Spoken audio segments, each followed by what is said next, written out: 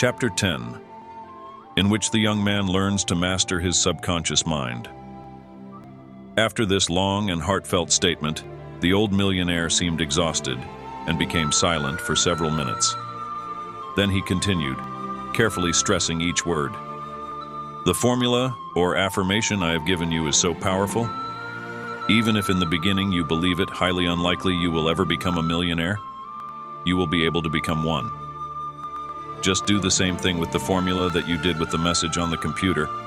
Accept it as the truth. If you have faith that you will be able to accomplish something, you will. In the case of the computer, the young man said, I let myself be tricked. I lost my head.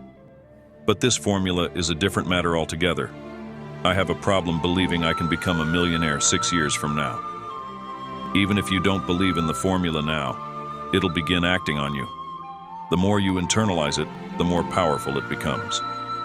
It's not your reasoning or conscious mind that you must convince. Remember the threat. Part of you, your imagination, accepted it as real. And the imagination is what some people call the unconscious mind. It is the hidden part of your mind, and much more powerful than the conscious part. It guides your entire life. I could spend hours talking to you about the theory of the unconscious. But it's enough for you to know that the unconscious is extremely susceptible to the power of words. Now do you know why you are having so much difficulty believing the undeniable fact that you can become a millionaire in less than 6 years? Sorry, I don't. Well, the fact remains that for years and years you've been telling yourself you can't. Words have been engraving themselves in your unconscious.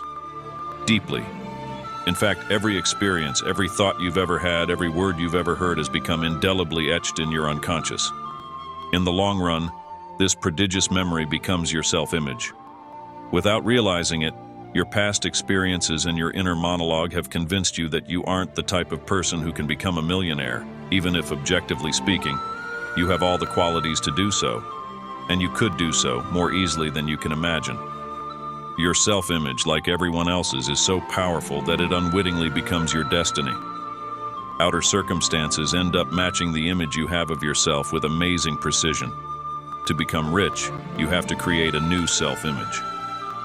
Perhaps I can. I'm quite willing to try.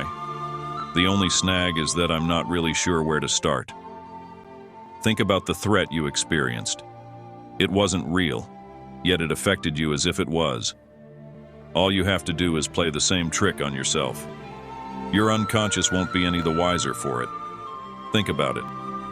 From childhood on, each suggestion you have accepted, whether true or false, in effect has tricked your unconscious. You may have accepted something that was patently untrue. So now you're going to experience the same thing. Your unconscious can be influenced at will. It is as easy as child's play. And once it has been influenced in the way you want it to be, you will be able to obtain exactly what you want out of life. Why? Because your unconscious will be convinced that you can obtain all these things. It will accept them as true in the same way that it's now accepting the fact that you can't get more out of life. This ties in with what I said earlier. Man is the reflection of the thoughts stored in his unconscious. The most important thing is to pretend, as best you can, that something is true. Why does this work with the unconscious? Simply because, though the unconscious may be powerful, it cannot discriminate between truth and falsehood. Yes, but what happens if there's a conflict between my conscious and unconscious? What happens if my conscious mind refuses to accept the idea of wealth? The best solution is repetition. This technique is commonly called self-suggestion. Each one of us is subject to it throughout our lives. Every day we are influenced by inner and outer suggestions. The inner monologue that all of us live with continually shapes our lives. Some of us repeat to ourselves that we will never be successful because we come from a family of losers, or because we have had failures, or because we think we haven't had enough education, or don't have enough money, or skills, or intelligence, or management ability, or good luck. And on it goes. So we drift from failure to failure, not because we don't have the necessary qualities to succeed, but because that's how we unconsciously picture ourselves. Some people believe they will never attract a partner, the millionaire continued, and yet they have all kinds of attractive qualities. Potential partners run from them like the plague. The power of their self-image, which is the reflection of the unconscious, is responsible for this. It brings about the circumstances that make others avoid them.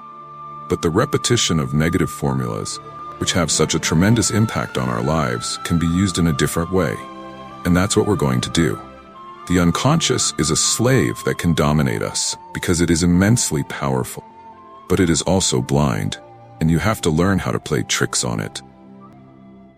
The young man didn't fully understand everything the millionaire was saying, yet he was eager to find out more. The beauty of this theory is that you don't really have to believe in it to use it, Millionaire said. But to get results, you have to put it to use. They won't come magically on their own. Everything, as I've said, depends on repetition. Even if you don't believe it at first, try it, at least for a couple of days. That's long enough for you to start feeling its effects. This might seem simplistic, but let me tell you, it is the most potent secret on the face of the earth. Words have tremendous power. Remember the first words of St. John in the Bible? In the beginning was the Word. Self-suggestion plays a major role in our lives. If you remain unaware of it, it will work against you more often than not. But if you decide to use it, all its tremendous power will be at your disposal. Well, I think you've convinced me to try, said the young man. Although to tell you the truth, I'm still a little skeptical. That's all right. Just remember to base your judgment on the results rather than on intellectual criteria. Now, come with me and I'll show you what to do.